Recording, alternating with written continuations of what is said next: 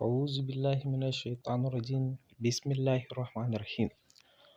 Wannan addu'a da zamu faɗe ta kaifiyan ce, ma'ana duk abin da yake damunka ko duk wata buƙata da kake da ita a gurin Ubangiji, insha Allahu in ka yi ta za ka sha mamaki. Allah zai biya maka wannan buƙata alfarmar Sayyidina Rasulullahi Sallallahu Alaihi Wasallam.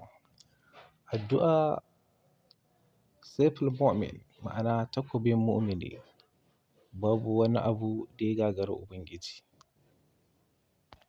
Kada ku manta, idan wannan ne zuwanku na farko wannan gida mai albarka wato fuskar Kannywood TV, kada ka manta ku yi likes, ku yi comment, ku yi subscribe. Shine daga zarar mun ɗora muku sababbin al'amuranmu za su zo muku nan take ba da daɗewa ba.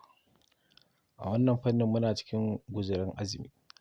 Wato akwai lokuta da dama wanda addu'a a cikin wannan lokutan karɓaɓɓu ne.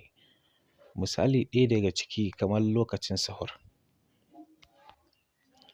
Bayan lokacin sahur akwai bayan sallar asuba, ma'ana bayan an idar da sallah ta asuba. Sannan akwai lokacin shan ruwa tsakanin magariba zuwa isha.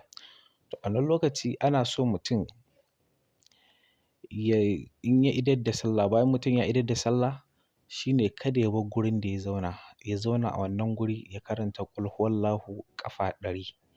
Bacin ka karanta ƙul huwallahu ƙafa 100 sai ka yi salatin annabi ƙafa 100. Idan ka yi salatin annabi ƙafa 100 sai addu'ar Allahumma akfini bi halalika an haramika wagnini bi fadlika amman suwaka. Zan ƙara maimaitawa. Allahumma ikfini bi halalika an haramika wagnini bi fadlika amman suwaka.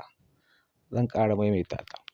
Allahumma ikfini bi halalika an haramika wagnini bi fadlika amman suwaka. Wannan addu'a mutum zai so 70 inda ya zauna a gurin da ya idar da sallah.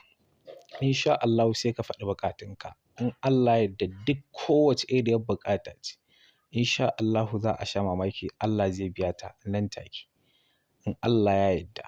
Da Allah wannan addu'a ce kaifiyan a gwada. Amma ita wannan ta ƙarshen Allahumma ikfini bi halalika an haramika wagnini bi fadlika amman suwaka ana yin ta ne so 70. Kar a manta so 70. Bacin kana idarwa sai ka ɗaga hannu ka roƙi Allah. Insha Allahu duk abin da ka roƙi Allah, Allah zai biya ma albarkar wannan wata mai albarka. Kada ku manta kuna tare da mu a wannan gidan TV mai albarka wato fuskar Kannywood TV. Ku yi like, ku yi subscribing. Shine daga zarar mun ɗora muku wannan guziri na Ramadan zai dinga zuwa muku kai tsaye. Insha Allah.